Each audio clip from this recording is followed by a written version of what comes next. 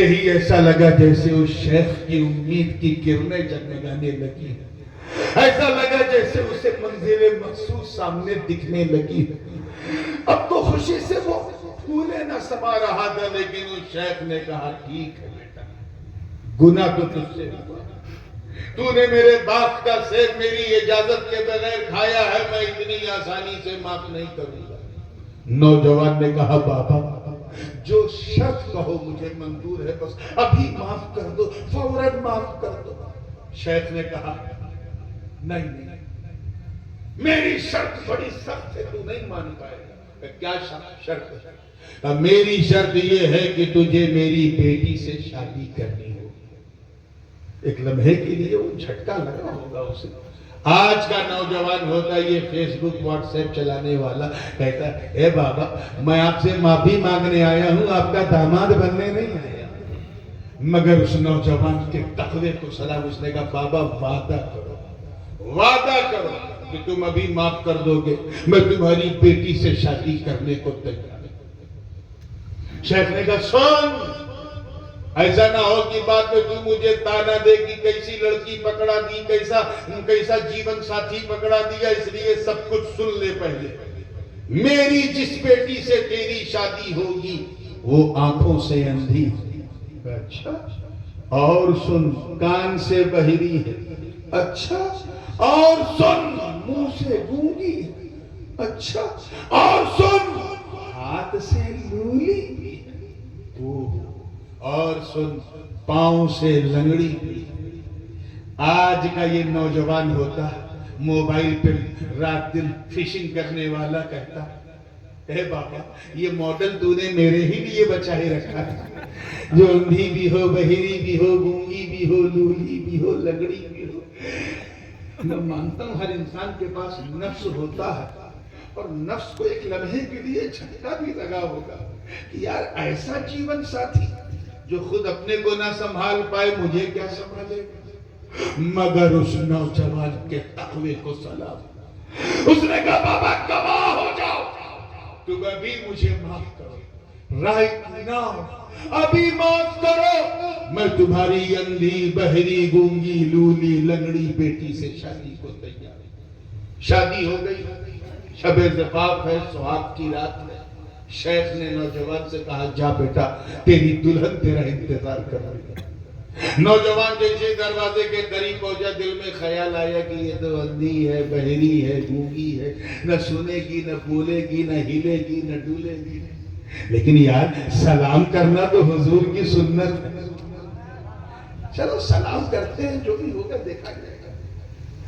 دروازے کو نوک کیا تو ایک آہٹ محسوس ہوئی، دروازہ کھول کے سلام کیا تو سلام کا جواب ملا۔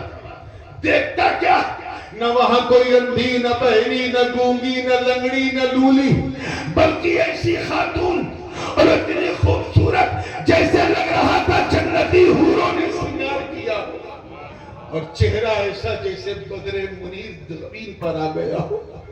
آج کا جب سرفیدہ لڑکا ہوتا تو کہتا لگتا میری بیوی کا کمرہ کوئی اور ہے، یہ غلطی سے میں کہیں آ گیا ہوں، چلو پہلے یہاں ٹائم پاس کرتے ہیں پھر بیوی کے پاس چلتے ہیں۔ مگر اس نوجوان کے تقوی کو دیکھو، جب اس نے یہ منظر دیکھا، یہ منظر دیکھا تو خشیت الہی سے کانپ گیا، اور دروازہ چھوڑ کے باہر پہنچ کے پھر وہ شیخ کا سیدھے کپڑا پکڑا۔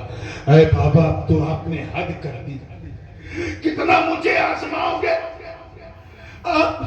ایک گناہ کیا تھا میں نے، ایک ناکردہ گناہ، انجانا کہ میں نے سیب کھا لیا، جس کے بدلے میں مجھے اندھی، بہری، گونگی سے شادی کرنی پڑی۔ اگر دوسرا یہ گناہ ہو جاتا تب تو میں اپنے آپ کو بھی معاف نہیں کر پاتا۔ یہ کیسا مذاق ہے؟ ارے یہاں تو کوئی اندھی نہیں، کوئی بہری نہیں، کوئی گونگی نہیں، صدم خاتون سراپا حسن کا پیکر ہے، مجھے لے چلو میرے کمرے میں جہاں میری اندھی، بہری، گونگی، لولی، لنگڑی بیوی میرا انتظار کر رہی ہے۔ اتنا سننا تھا مبارک پور والوں، اس شیخ نے اس نوجوان کی پیٹھ پر ہاتھ رکھا، کس نے؟ حضرت عبداللہ سومئی نے کس نوجوان کی پیٹھ پہ؟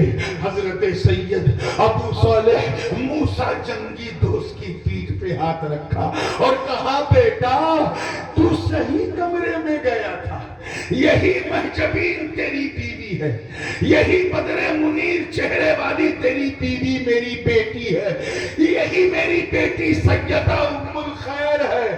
سن، میں نے اسے اندھی اس لیے کہا کیونکہ ساری زندگی اس نے حرام چیز دیکھی نہیں، میں نے اسے گونگی اس لیے کہا کیونکہ سارا جیون اس نے حرام بات سنی نہیں، میں نے اسے گونگی بہری اس لیے کہا کیونکہ کبھی حرام سنا نہیں، اسے میں نے لولی اس لیے کہا کیونکہ ساری زندگی اس نے حرام چیز کو چھوا نہیں، اور لنگڑی اس لیے کہا کیونکہ سارے جیون میں اس نے کبھی حرام کی طرف قدم نہیں بڑھایا۔ اے نوجوان، جب میں نے دیکھا کہ تو ایک نہ کردہ گناہ کی توبہ کے لیے اتنا بے چین، اتنا تڑپ رہا ہے، خشیت الہی کا سمندر تیرے سینے میں موجزن ہے، تو میں سمجھ گیا کہ میری اس بے مثال بیٹی کے لیے تجھ سے زیادہ بے مثال داماد نہیں ملے گا۔ سبحان اللہ بے شک۔ اللہ اکبر، آدھو اڑا کے جواب دے ماشاءاللہ۔ زندہ باد، زندہ باد، زندہ باد، یا علی، یا علی، ماشاءاللہ، زندہ باد، زندہ باد۔